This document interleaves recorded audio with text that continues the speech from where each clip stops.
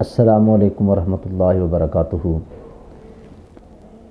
میرے کچھ بھائیوں نے میسج کیا ہے کہ بتا دیں کہ اعتکاف کیا ہے، اس کا ثواب کتنا ہے، اس کی نیت ہم نے کس طرح کرنی ہے اور اس کے اندر کیا شرائط ہیں۔ سب سے پہلے آپ اس بات کو اپنے ذہن کے اندر رکھیں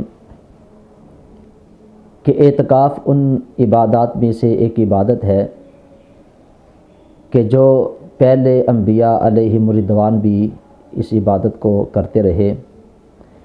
اگر قرآن پاک کا آپ مطالعہ کریں، قرآن پاک کو پڑھیں، سورہ بقرہ کی آیت نمبر 125 کے اندر اللہ رب العزت حضرت ابراہیم علیہ السلام اور حضرت اسماعیل علیہ السلام کو یہ حکم ارشاد فرما رہے ہیں، وَإِذْ جَعَلْنَا الْبَيْتَ مَثَابَةً لِلنَّاسِ وَأَمْنًا وَاتَّخِذُوا مِن مَّقَامِ إِبْرَاهِيمَ مُصَلًّى وَعَهِدْنَا إِلَىٰ إِبْرَاهِيمَ وَإِسْمَاعِيلَ أَن طَهِّرَا بَيْتِيَ لِلطَّائِفِينَ وَالْعَاكِفِينَ وَالرُّكَّعِ السُّجُودِ۔ اور اللہ رب العزت اس آیت مقدسہ کے اندر حضرت ابراہیم علیہ السلام اور حضرت اسماعیل علیہ السلام سے یہ عہد لے رہے ہیں کہ وہ اللہ کے گھر کو جو ہے وہ پاک اور صاف رکھیں گے، نماز پڑھنے والوں کے لیے، رکوع کرنے والوں کے لیے اور اعتکاف کرنے والوں کے لیے۔ یعنی پتہ چلا کہ یہ عبادت پہلے انبیاء علیہم السلام بھی ادا کرتے رہے۔ اب اعتکاف کے حوالے سے یہ بات ہے کہ اعتکاف 3 قسم کا ہوتا ہے۔ پہلا اعتکاف وہ واجب ہے، دوسرا اعتکاف سنت موقدہ علی الکفایہ، اور تیسری قسم اعتکاف کی وہ نفل اعتکاف ہے۔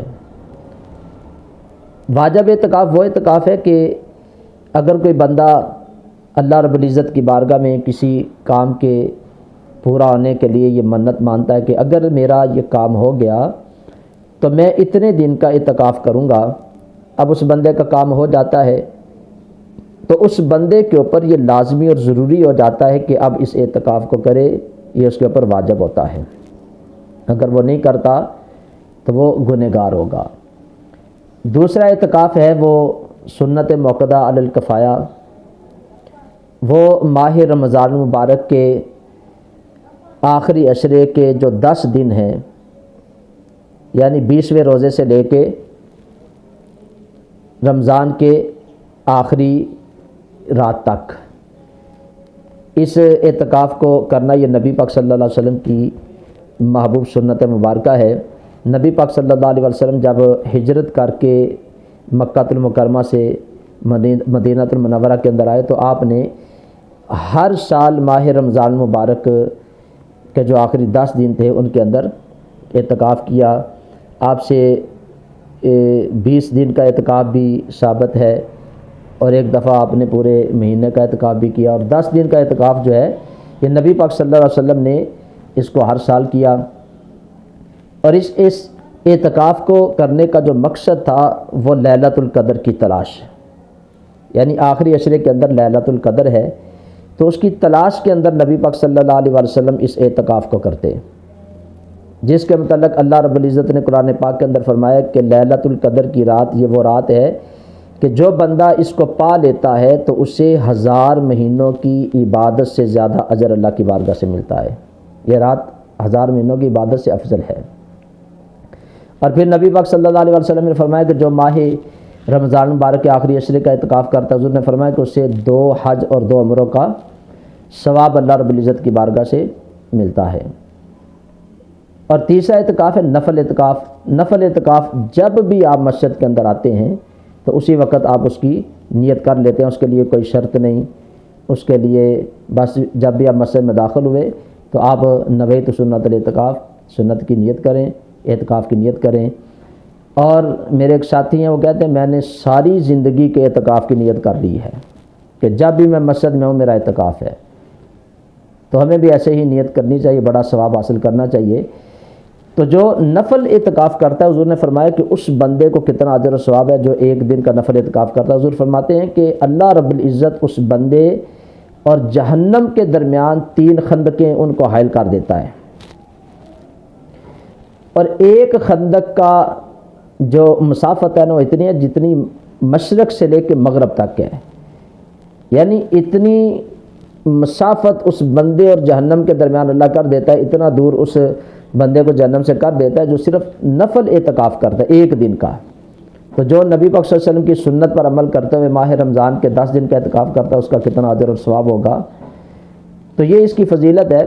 اب اس کے لیے جو ایک شرط لازمی ضروری ہے وہ یہ ہے کہ اعتکاف کرنے والے کے لیے روزہ شرط ہے۔ اگر کوئی بندہ روزہ نہیں رکھتا اور اعتکاف کرے تو اس بندے کا یہ سنت اعتکاف نہیں ہوگا۔ تو سنت اعتکاف کے لیے روزہ شرط ہے۔ تو میں اپنے ان ساتھیوں سے، ان بھائیوں سے گزارش کروں گا جو اعتکاف کرنے کی نیت رکھتے ہیں کہ وہ اس میں روزہ نہ چھوڑیں۔ اگر روزہ چھوڑیں گے تو ان کا اعتکاف نہیں ہوگا۔ اب اس کی نیت ہم نے کس طرح کرنی اور کس وقت ہم نے مسجد کے اندر آنا ہے؟ 20ویں روزے والے دن غروب آفتاب سے پہلے آپ نے مسجد کے اندر اعتکاف والی جگہ پہ حاضر ہو جانا ہے۔ اور میں یہی کہتا ہوں ساتھیوں سے، اکثر یہ کہتا ہوں کہ آپ عصر کی نماز کے وقت تیاری کر کے مسجد کے اندر آ جائیں۔ یہ نہیں کہ آپ عصر کی نماز پڑھنے کے لیے آئے ہیں تو پھر آپ کو یاد ہے جی میرا تو بسترا گھر رہ گیا ہے، میرے کپڑے گھر رہ گئے ہیں، میری فلاں چیز گھر رہ گئی ہے۔ تو آپ تیاری کر کے عصر کے وقت تیار ہو کے آپ مسجد کے اندر آ جائیں، اور غروب آفتاب سے پہلے جو اعتکاف کے مقاصد ہیں اس کو آپ سنیں، مسجد کے آداب جو ہیں اس کے حوالے سے آپ جو ہے اس کو سنیں، اس کی نیت کے حوالے سے دیکھیں کہ ہم مسجد کے اندر کیوں آئے ہیں، اعتکاف ہم نے کیوں کیا ہے، ہمارا مقصد کیا ہے۔ تو اعتکاف کا مطلب اور مقصد یہ ہوتا ہے کہ ہم اللہ کے دروازے پر آ کے بیٹھ گئے ہیں، آپ اس کی رحمت اس سے مانگیں گے، اپنے گناہوں کی توبہ اس سے کریں گے۔ ہم اللہ رب العزت کی بارگاہ میں جو ہے وہ عاجزی اور انکساری کو پیش کرتے ہوئے اس سے اپنے گناہوں کی توبہ کریں گے، لیلۃ القدر کی تلاش کریں گے۔ ان مقاصد کو آپ جانیں کہ ہم کس مقصد کے لیے بیٹھے ہیں۔ تو خوش قسمت اور خوش نصیب وہ لوگ ہوتے ہیں جن کو اللہ یہ توفیق عطا فرماتا ہے، اپنے گھر میں آنے کی توفیق دے دیتا ہے، تو وہ اس کی رضا کے لیے اس کی توفیق سے اس کے گھر میں آتے ہیں اور اعتکاف کرتے ہیں۔